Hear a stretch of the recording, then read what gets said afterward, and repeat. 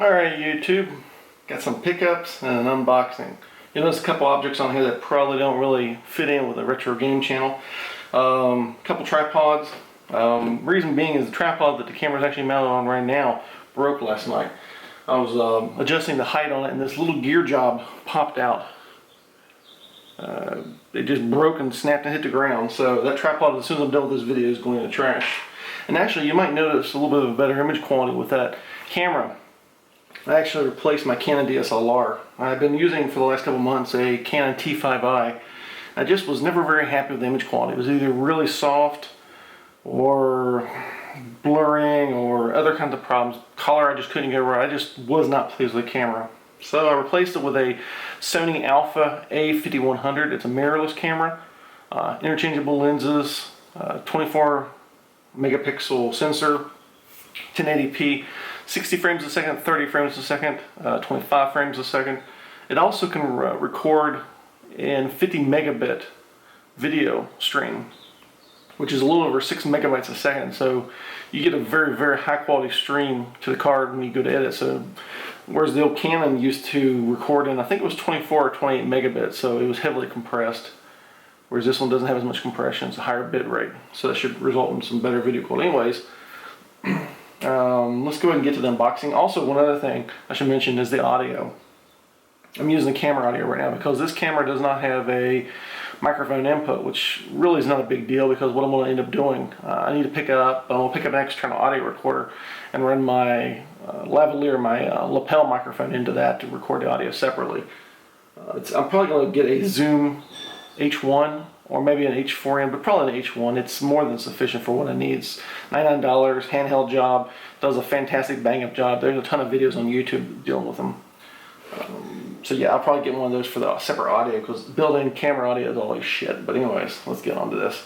On top here, I picked up a small tripod. I got this item, both these tripods from Micro Center. This is a Manfrotto little tabletop job. Mount your camera up there and little legs spread out, and you can basically sit on your table and get closer up shots, but you can't maybe get a normal tripod. You also notice the focus on this camera is far better than the last one. I'm running an autofocus right now. Actually, I'm running the camera pretty much in full auto as it is, which is nice. Canon compressed air. I bet you spot this in my Commodore 64 video. Picked one of those up.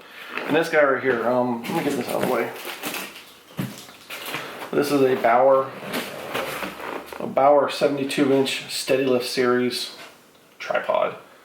It was only $50 from Micro Center, so it's not a huge investment. It doesn't have like a fluid head or any of those other fancy things you'll see on these multi-$100 tripods, but it looks like it's quite sturdy. It looks like it'll hold quite a bit of weight, considering this new camera probably weighs, I don't know, half a pound maybe. It doesn't weigh really anything.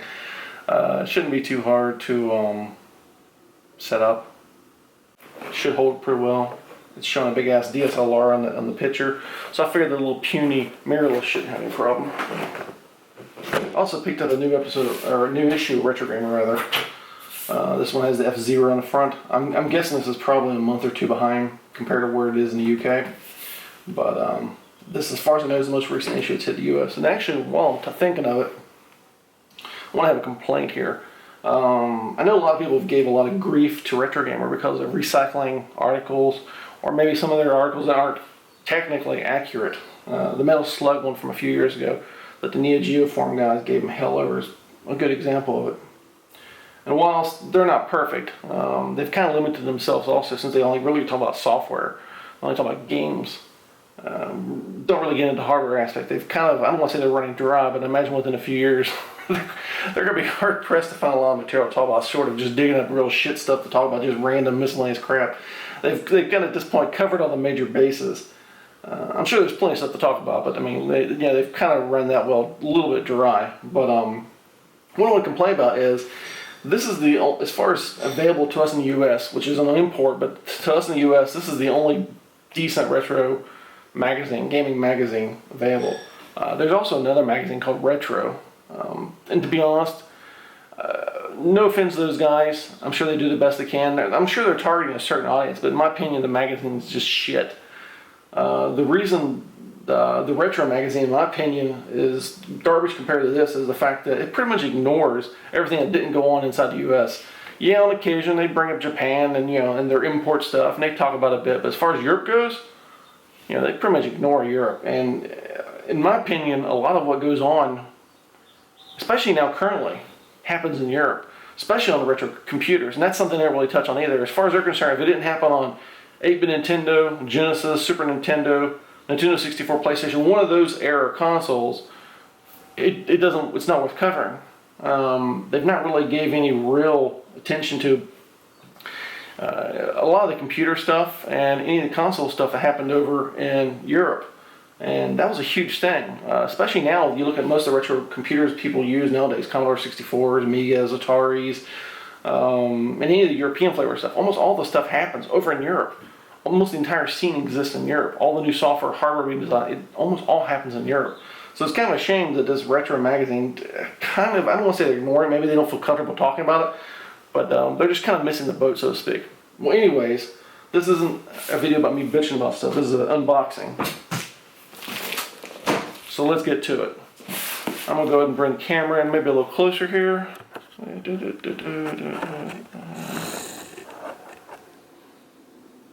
Yeah, it looks a little better.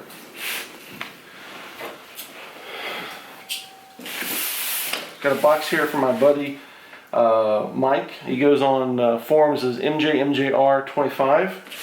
Any of the guys on the Neo Geo forums knows him very well. He's group buy king. He's he's done so many group buys that make your head spin, and he does this all at cost. It doesn't he doesn't make any profit off this stuff. He does it completely because he wants to. He wants to help people get the best deals they can on hardware.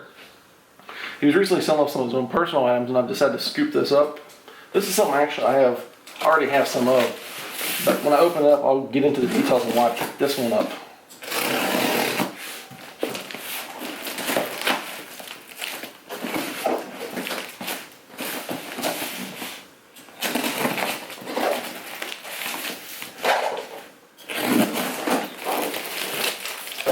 Alright, cardboard open.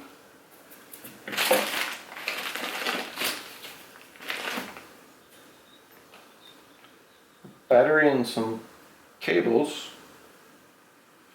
Okay, I'm not sure what that's all about, but yeah, let me go ahead and just zoom this back out a little bit here. There we go.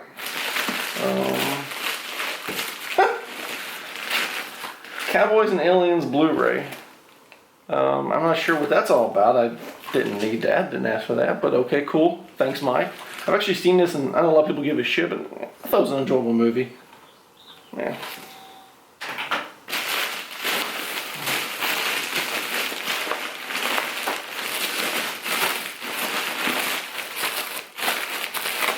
Alright, let me get some stuff out of the way here.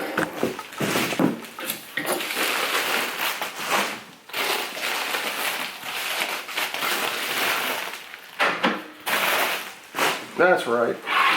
IGS PGM motherboard. I've actually have a couple of these. This is my fifth one. Well, I currently own four. Basically what happened was last year we were running a Secret Santa on the Neo Geo forums, and I gave the one working one I had away to a buddy on there. Well, the Super Gun some games, get him started, and he was thrilled with it, and I thought, yeah, I'll just pick another one up. Well, here I am now on a fifth one. I keep picking up ones that are broken. A couple of them, I'll pick them all up knowing they were broken. I thought I could fix them. And to be honest, the problem is there's just no documentation. Isn't it like a CPS2 or Neo Geo where there's documentation out there that help you figure out what's going on? None of that exists. Basically, you're on your own.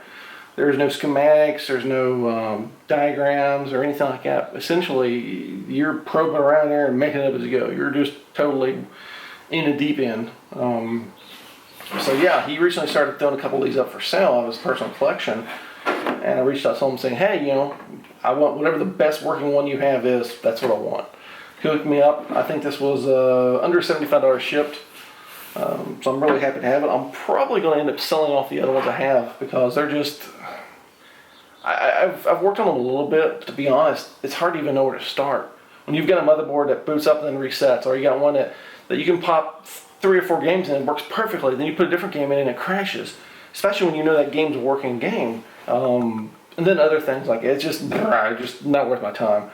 So I went ahead and picked up another one from him, and I'll test this out sometime. And actually, I think my next video will be maybe a Super Gun play video. I've got a little small Super Gun I built a couple years ago that just plugs in the front here, and maybe we'll play a couple games like Demon Front, Demon Front's probably one of the best games on the system. Demon Front, the Gladiator, which is a good beat 'em up. Actually, now that I think about it, if you're not familiar with the PGM system and you like beat 'em ups like Streets of Rage, Final Fight, Golden Axe, stuff like that, there's a ton of that kind of stuff on the PGM. The Gladiator, the Knights of Valor series, Oriental Legends. There's also a few beat 'em ups, a few fighting games like Martial Master, the Killing Blade. Which Killing Blade is kind of sucky. It's kind of a shitty Samurai Showdown ripoff. But yeah, I just thought I'd do out this quick little unboxing video along with a bit of a rant about the state of retro gaming magazines in the U.S. And it's pretty sad when you have to import one from the UK to get one that's worth a damn. But anyways, I hope you enjoyed this little video. And yeah, next time, I think here in a couple days, I'm going to throw up some PGM footage and see how we get on with that and see if you guys like it. But anyways, yeah, if you guys like what you see and want me to keep making more, just if you wouldn't mind hitting subscribe and giving me a thumbs up, I'd appreciate it. And I'll see you in the next video.